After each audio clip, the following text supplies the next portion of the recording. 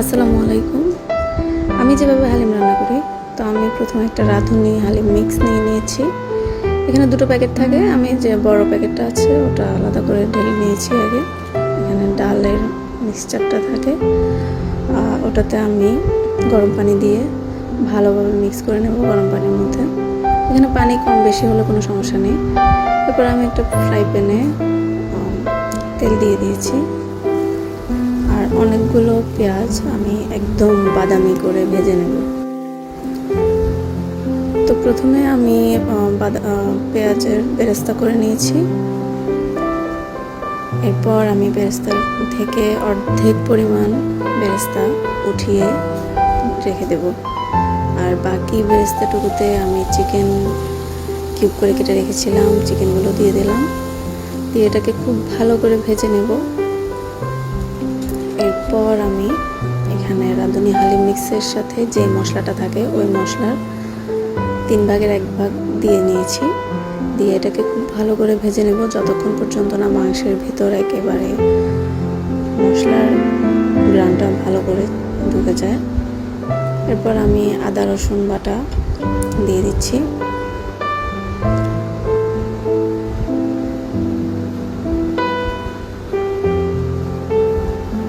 এক চামচ লবণ, 1 চামচ হলুদ, 1 চামচ মরিচের গুঁড়া দিয়ে দিয়েছি, সাথে একটু মশলার গুঁড়ো দিয়ে দিয়েছি। দিয়ে এটাকে খুব ভালো করে নেড়েচেড়ে কষিয়ে পানি দিয়ে কিছুক্ষণ রান্না করব। ভালো করে কষানো হয়ে গেলে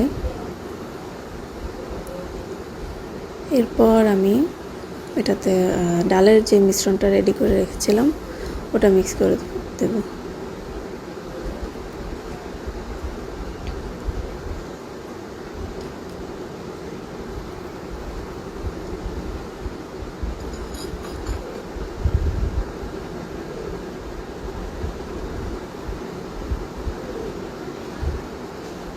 তারপরে ভালোভাবে নাড়িয়ে এটাকে একেবারে পানিতে মিক্স করে নেব। এখানে পানির পরিমাণটা বেশি হলেও সমস্যা নেই, পরবর্তীতে এটা আপনি গ্রেভি অনুযায়ী যে যেমন ঘনত্বে খেতে চান ওভাবে কমিয়ে নিতে পারবেন।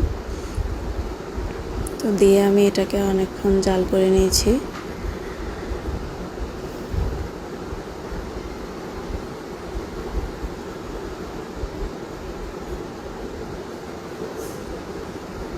এই পর্যায়ে আমি যে মশলাটুকু রেখে দিয়েছিলাম ওই মশলাটা দিয়ে ভালো করে নেড়ে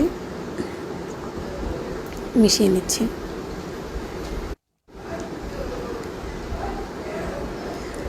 এরপর আমি একটা ফোড়ন তৈরি করে নিচ্ছি। দেখেন, এই যে রসুন, 1 চামচ সরিষা আর 2টো শুকনো মরিচ তেলে দিয়ে খুব ভালো করে নেড়েচেড়ে এটাকে ব্রাউন কালার করে ভেজে নেব। এরপর আমি হালিমে এটা মিক্স করে ফেলব। এই ফোড়নটা দিলে কিন্তু একেবারে অন্যরকম একটা ফ্লেভার পাবেন। এটা খুব ভালো করে মিক্স করে নিয়ে বাস হয়ে গেল আমার হালিম।